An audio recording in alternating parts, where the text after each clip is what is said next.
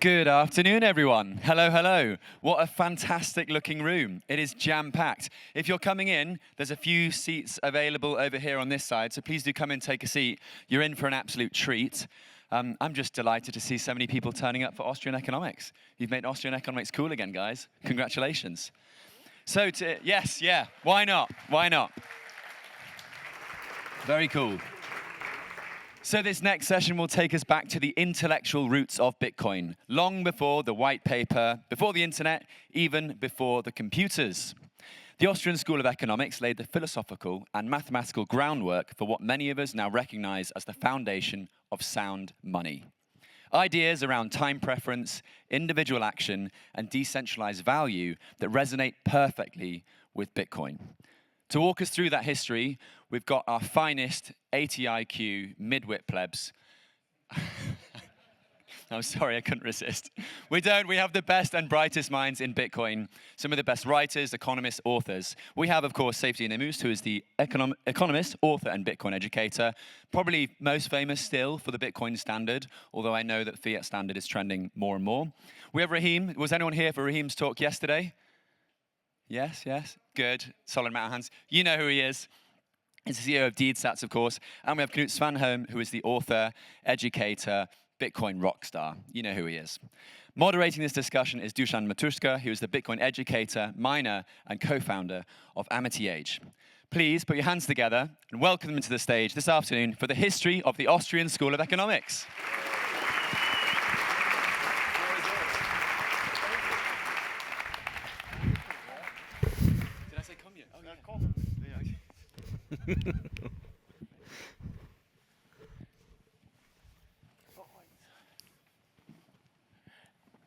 Join us closer, Saif. Don't go so far away.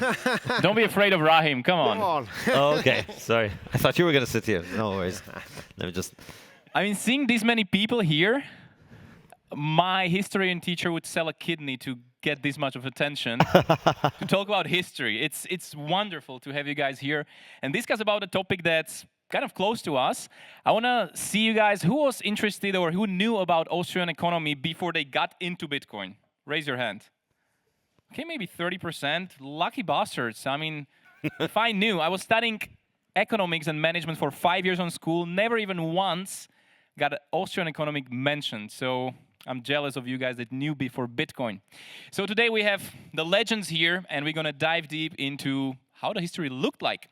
So guys, I would like to know from all of you, what was your kind of heureka or this aha moment in your life when you decided like, wow, this is the thing, I want to study it, I want to make this topic of my life journey. Knut, let's start with you.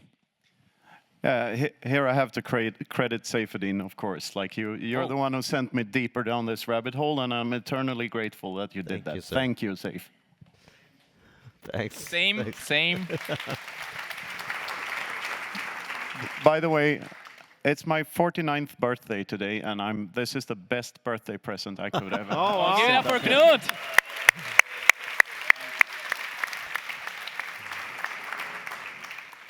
I hope to celebrate the next one here in Lugano too. We can make a thing out of that, I think. So Alessia, listen, the date has to be the same time of the year next year, okay? Please don't forget it. I think it is because I think it has something to do with Paulo's birthday. Oh, okay, it's collided. That's nice. just a rumor. Okay. So Knut, okay, so it started with reading the Bitcoin standard. Yeah, well, I was aware of the ideas before that, and I had sort of touched on it, but like going deeper into Rothbard and Mises was Saifedean's. Saifedean was the gateway drug to that. I absolutely love the Bitcoin standard, and I wrote my first book on Bitcoin sovereignty through mathematics around the same time. They came out at the same time. I met you in Riga 2019. Yes. Bitcoin was around $10,000. So you were wearing those funny shoes where you can see the toes. Still have them. And yeah, I wrote my book without much knowledge about Austrian economics at the time, and I'm very glad that my ideas sort of mapped onto this whole way of seeing the world. So yeah, and here I am, and very happy. Beautiful. I love when educators produce another educators and another educator. So it's spreading. The orange light is spreading. Love to hear that. Rahim, how was it in your case? When did you find out that Totally this is your thing? different. Totally different. It was very gradual. I consider myself an Austrian economist since the late 90s. As I'm actually an Austrian, so it helped a bit.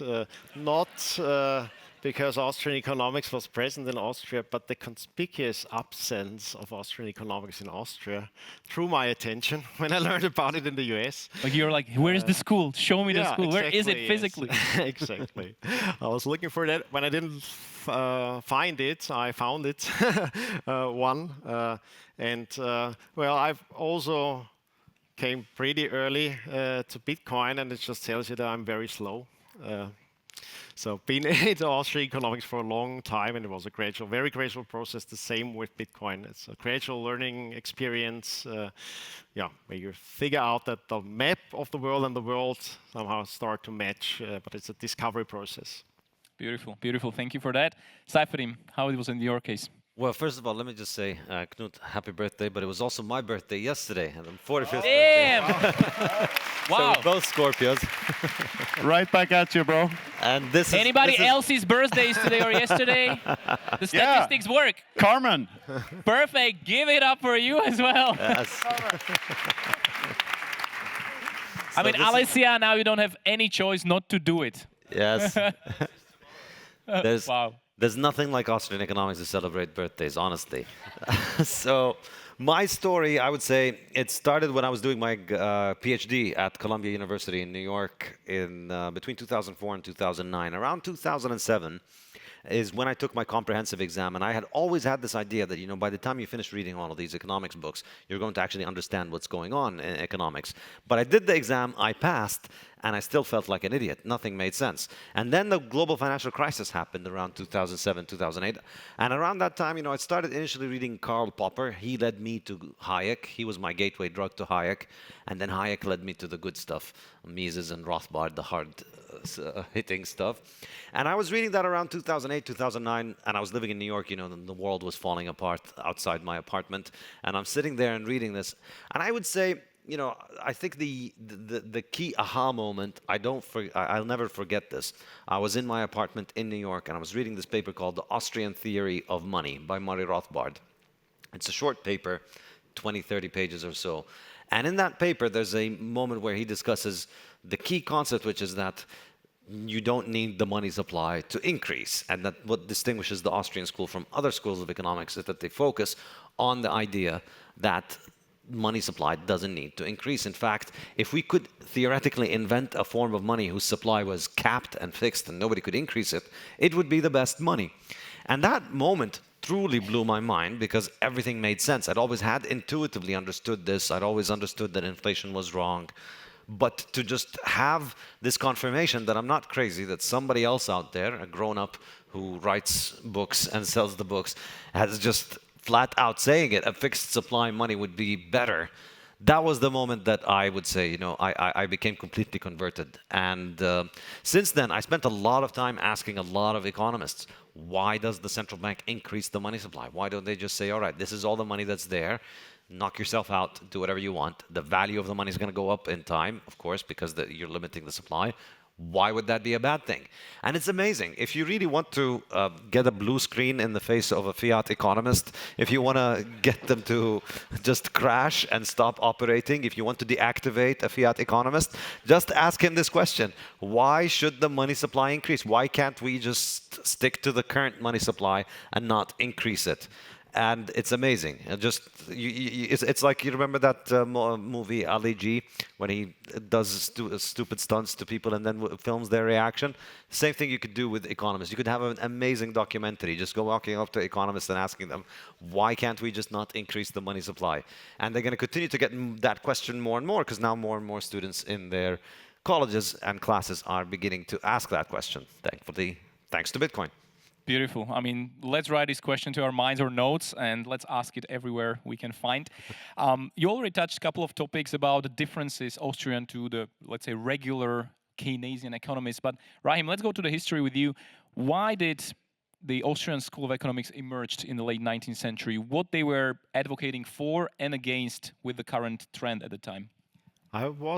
I think it was a terrifyingly similar context to these days. It was a society in crisis, and it was a quite deep-running crisis. It wasn't evident when it started. So Karl Menger just was this very reasonable, very realist, down-to-earth person. He just figured out economics doesn't explain much of what's happening in the markets, so he wanted to study reality. And then he got gloomy and it was like, oh, things are going to shit. Oh my God. And then he saw that something was filling this vacuum of people losing trust in the experts of the time. It was all like, no one, who can you trust? Who knows better? Who's telling you how to live your life? Austria and Austria-Hungary, so that Central Europe was lately and belatedly modernizing, industrializing place. It was an impressive hub. Vienna was like the Singapore at the time, one of the 5 biggest cities in the world, with trade connections to the Middle East, to Africa, anywhere. So it was really a hub. But you have a society in crisis because a lot of trust is abused by wrong elites. And then they look for substitute religions. For Karl Menger, he realized, okay, I'm only interested in reality, but it suddenly gets very ideological. And so he counteracted to what's called German idealism. And that's a philosophical trend. So the German culture was very highly developed culture. You had very bright people, but a lot of them academics in a kind of bubble situation with a lot of pride in their intellect. And then they came up with these big ideas. And you see it in Hegel, you see it obviously, it's a kind of ersatz substitute religion that he's offering.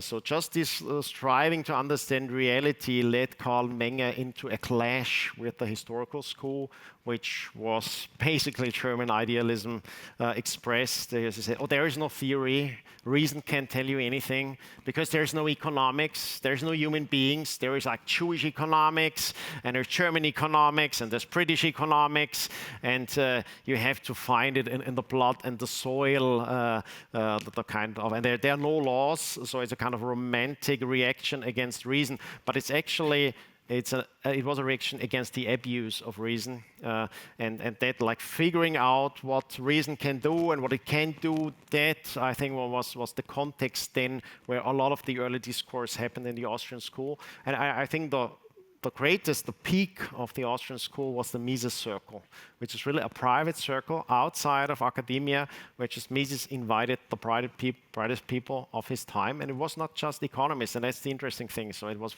very interdisciplinary of various fields, and it was practitioners. You had entrepreneurs, you had bankers.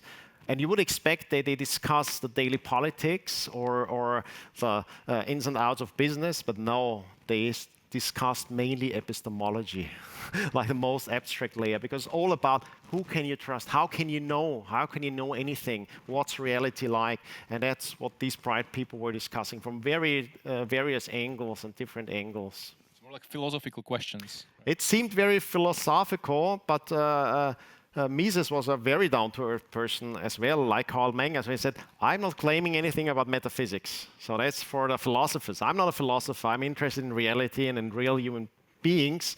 But in order to get there, we need to understand something about reality and about the role of human beings in reality.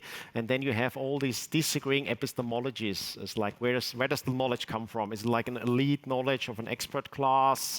What kind of observation? Is it only observation, but who's observing and based on which rules? All these questions we are facing in our society. Like, what science? What's the scientific consensus? What does data tell you? What is the right theory? All these questions emerged at the same time in a similar setting, and everyone felt, oh my God, we're heading towards a big crisis, because if you don't have this confidence level and you start to think about, oh, he's disagreeing, but because he has a different interest, and that's what Mises called the polylogism. So I'm saying, oh, you don't have the right reason because you are a different class. Like, you're probably a Bitcoiner, and I know Bitcoiners are like that, or you're a leftist or a rightist or something like that. So we don't have the same reason that we share, and then it's just power struggles. we can see a lot of that was the today. terrible realization by Mises. And unfortunately, Menger became very gloomy. So he was this down-to-earth realist, but very pessimistic, and turned out to be right for a short term of his local surroundings, what would happen to it. And he was quite a prophet, and his major students turned out to be quite prophetic about what would happen in Europe. And so the Austrian school started, I'd say, as a school describing the decline of civilization. Okay, sounds gloomy, but there was a lot of turbulent times during that time. Knut, do you want to react on that? Yeah, I'd like to promote my favorite Austrian economics book. Next. Not the Bitcoin Standard? I consider Bitcoin Standard, well, Principles of Economics is great as well, and your books as well, Rahim. Austrian Economics for Investors is superb, very well written. But another great book called Economic Science and the Austrian Method by Hans Hermann Hoppe. And this book goes into a lot of epistemology. And one of my favorite passages from it is where he explains empiricism and its foundational flaw, that the empiricist or the trust the science guy says that we cannot know anything to 100% certainty, because all we can do is present a hypothesis, test it, measure the results, and improve on that and get closer to the truth. But Hoppe points out that this statement in itself is an absolutist statement. If we say that we cannot know anything to 100% certainty, then how the fuck do we know that to 100% certainty? So it's oxymoronic, and this is where first principles comes in. And this is how Hoppe explains beautifully how Mises was a deep philosophical thinker, really, in bridging the gap between the objective reality and subjective valuation. So action, human action, is what bridges the two worlds. Like, our thoughts literally shape reality because we change reality through our actions, and vice versa. The reality we live in, the constraints of it, shapes our thoughts and our will, and our action is the bridge between the two worlds. So I think this is very beautiful. I mean, this is not only a historic panel, but a philosophical panel. I love it. I'm enjoying it. Saif, let's go to you. Libertarian ideas or Austrian economic ideas are very different to the Marxist ideas. They're super on a different levels and scales. Why is it that hard for audiences today to grasp the idea of Austrian economy? Because here we are in the bubble, right? Like, we get it, but this amount of interest we will not get on family dinners during Christmas time, right? So why is it so hard for regular people to grasp these revolutionary ideas? I think the blame there lies with education, too much education. People are spending too much time at universities, unfortunately, not enough time in the real world.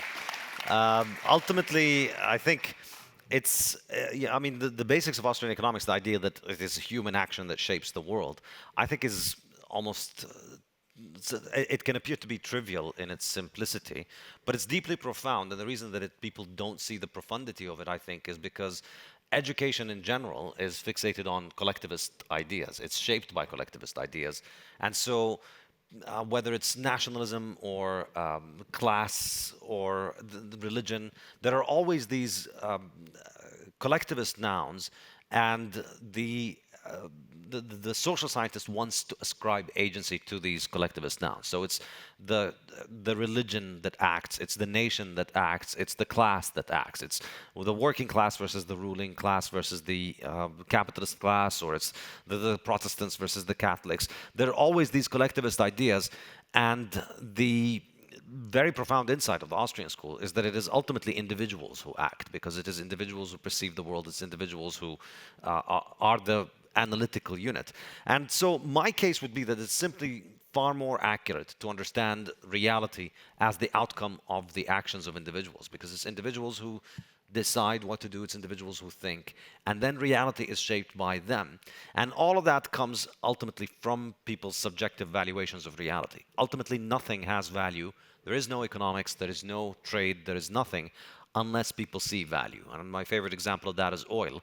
Oil used to be something that was essentially considered the scum of the earth. It was something that you had to remove from your earth if you wanted to grow food on it, if you had a plot of land.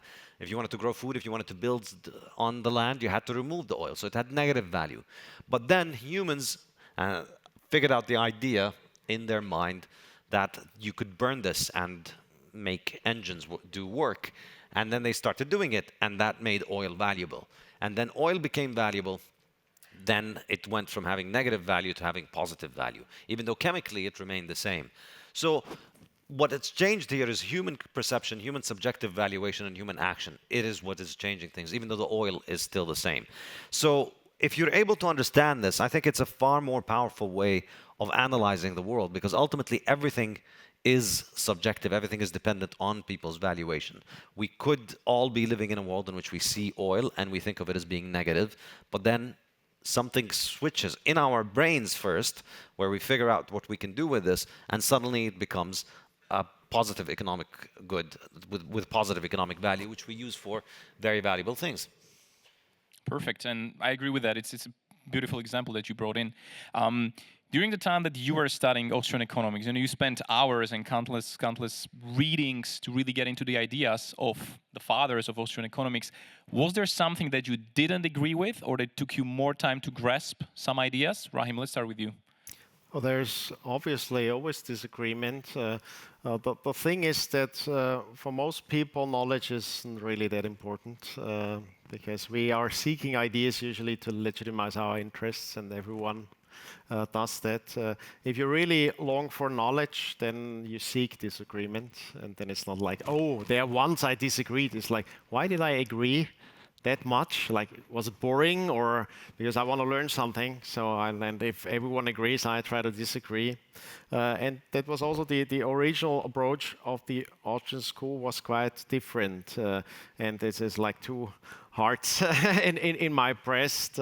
I not only was lucky to be taught by the last remaining economists in that tradition, I also was lucky to meet in Vienna when I was much younger, and it was still a more vibrant place than it is now. Some of the last old professors of the other disciplines that were always surrounding it, as one Viennese School of Economics. There are 3 Viennese schools of psychology. There's a Viennese School of art history and so on. And physics, of course. We had a lot of modern physics emerged out of there. So there were a lot of interesting intellectual traditions with very different angles of the world. And a lot of disagreement and a lot of contradictory ideas. And for me, the approach was always this different. So Menger tried to be value neutral, and I try to do that, even though it slows me down and it's really hard to digest. It doesn't give you simple answers. It's a very different way of doing it. I'm very grateful how the Austrian school has survived in the US. But of course, it changed a bit the shape of it. And then most of the conflicts that we see are actually conflicts about society, how we should run society, so it's politics. So a lot of the real fighting is not like really that Mises and Hayek is a theoretical academic. There are theoretical academic disagreements, but they're interesting. It's like the people that say, oh, I'm a Hayekian, or not a Misesian, or the other way, and usually it's about tactics. It's about, you got to reach the gatekeepers in academia, so you're not going for the less credible scientist, you go for the Nobel laureate. Hayek, like that could be a tactic thing. So he must be the superior one. And it's usually all about these kind of conflicts where you really see, oh wow, that's a stark conflict, why it's getting passionate. But at the core, they agree a lot. Yeah. I mean, most people don't really care that much about the idea because you can't be absolutely certain. You seek out disagreement. You have disagreements in your head all the time. When it's like something on the podium and it's public, disagreement usually is about politics. It's like, how should we go about? And it's not all bad because it's really about fundamental questions, how to run society, how to change society, and the tactics that you choose there make a lot of difference. Like, do you want to be the serious academic that wants to change from within? Do you do a parallel structure and like oppose it or ridicule even the people that are in power, in charge? What is the time that you decide that the institutions have already failed and we've got to build something else? Or you think, oh no, that's still like functional and you could have the right people. and then you used it or use it not. We had the same thing in religion, like trying to figure out, do you need to like set up a new one, or do you use everything that's there and that's a lot and use all the leverage? And that's a big disagreement because you can't be sure. I mean, it's a tactical, strategic question. You can't be wrong about that. So I think these kind of conflicts are natural, and the real interest, Healthy in the end. the real interest. I mean, school comes from it's not a place. School comes from a word, schola, which means leisure. Yeah. If you have leisure enough to think about real things and not care about the conflicts, then is where it starts. You don't have something to sell because you need to sell it. You're not shilling something. You are not tied to some interest. It's not your career that's at risk because maybe you have fuck you money.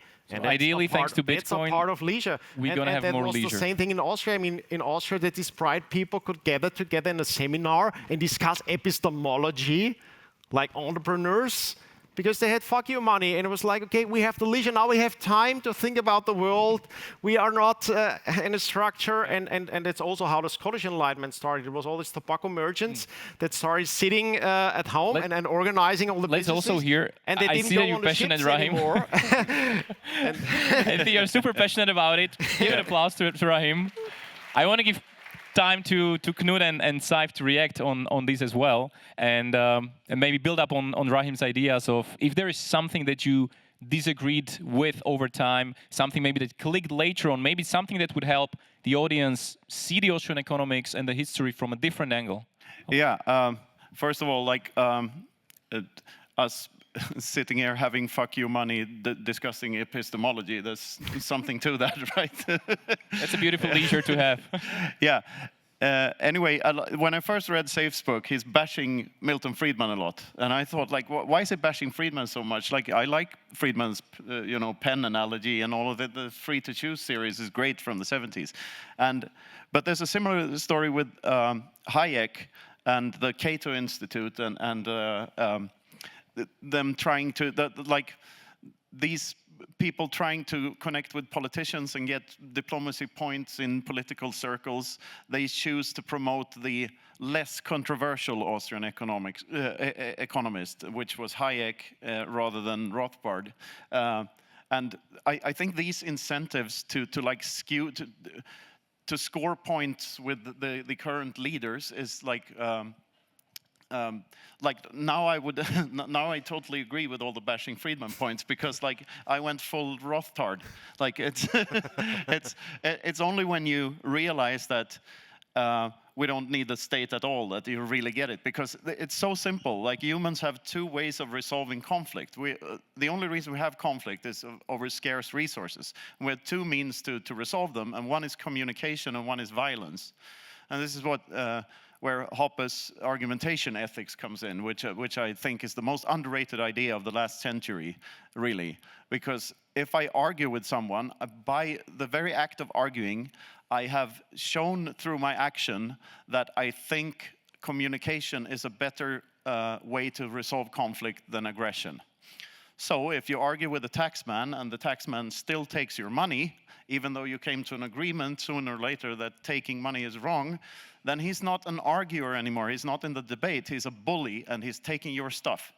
So I think there's a lot of skewed thoughts about Austrian economics, or who is and who is not an Austrian economist, because of this political influences on who we choose to promote. And I think Hayek was promoted for other reasons than that he was actually onto something. Yeah, I would agree. I think Hayek was he was very smart diplomatically in that after World War II, you look at his work from the 1940s until the 1970s, he practically didn't discuss monetary economics. And then he wins the Nobel Prize, and the next day, almost, he writes the denationalization of money. Hey guys, what if we take the central bank out of the government's hand and have a free market monetary system? So I think there was something diplomatic about it. I don't think the timing was coincidental. He was trying to get ideas of freedom into the mainstream, and he knew that if he took on central banking, that his career would be over. He would be completely marginalized, which is what happened to Mises. Mises moved to New York and was an adjunct faculty at NYU, who had one small seminar, almost became completely obscure.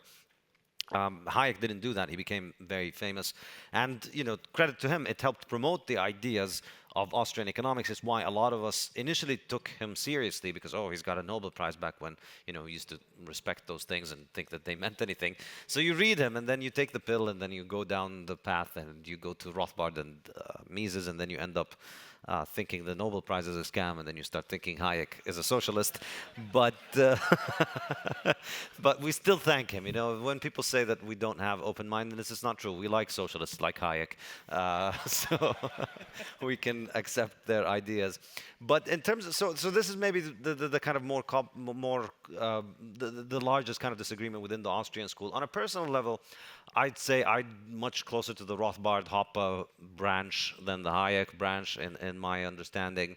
But if I were to find a disagreement with that, in Principles of Economics, I essentially try and summarize the ideas of Mises, Rothbard, Hoppe into one digestible format that people can read today.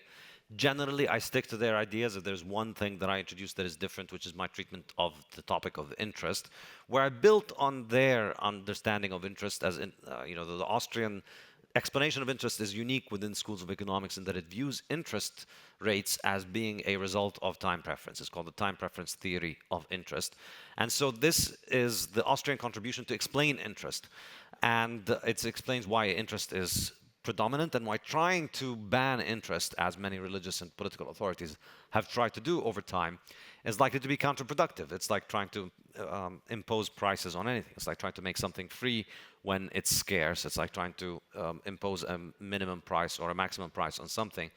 So I agree with all of that, but I would take it a step further and say that as civilization advances, as people accumulate more savings, especially if they have hard money, what would happen is that their time preference drops, and eventually time preference drops to a point where the cost of carrying capital is higher than the time preference implied interest rate. So therefore, holding money costs you, let's say, 1% every year.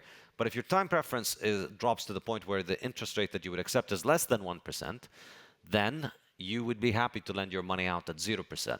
So effectively, I've used the Austrian argument for interest to explain why interest could disappear, and also explain the case against interest as being essentially a religious edict against high time preference, because interest is just a manifestation of time preference being too high, effectively. Perfect. The time is something that is scarce, and we are running out of it. We have the last 4 minutes, guys. So let's try to wrap up a couple of things.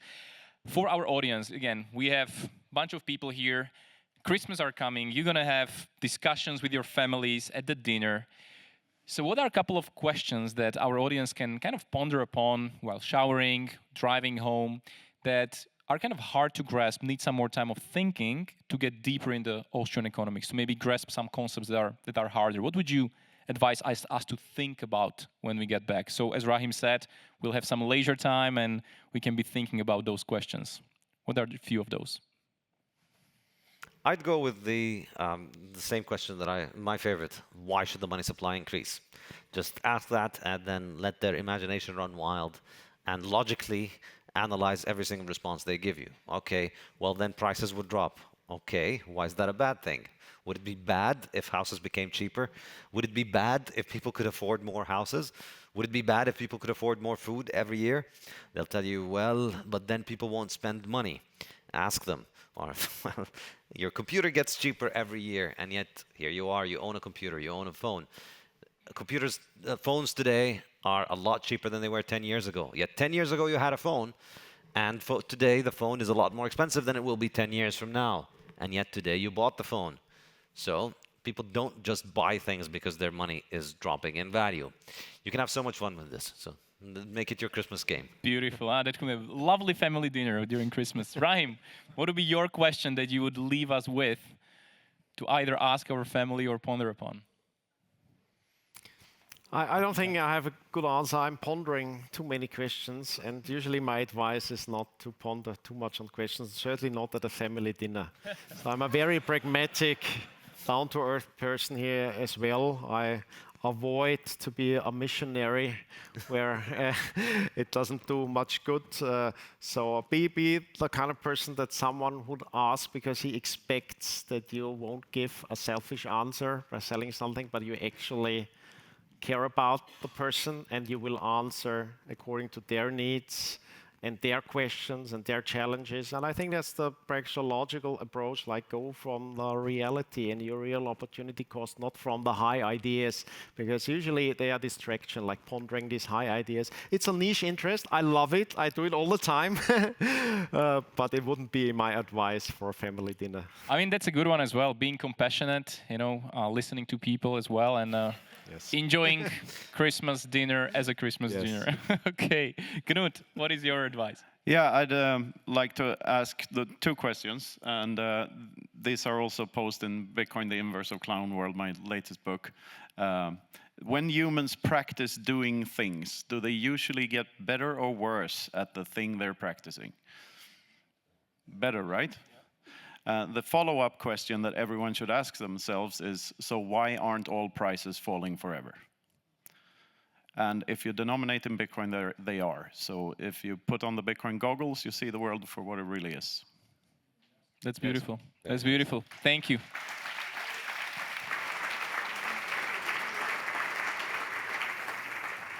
I just saw a 21 seconds to go to end this. So one more time, please give it up for Knut Svanholm. Give it up for Rahim Tadezidyan and Saifedean Ammous. Thank you. Thank you, everybody. Thanks a lot. Thank you very much. Thank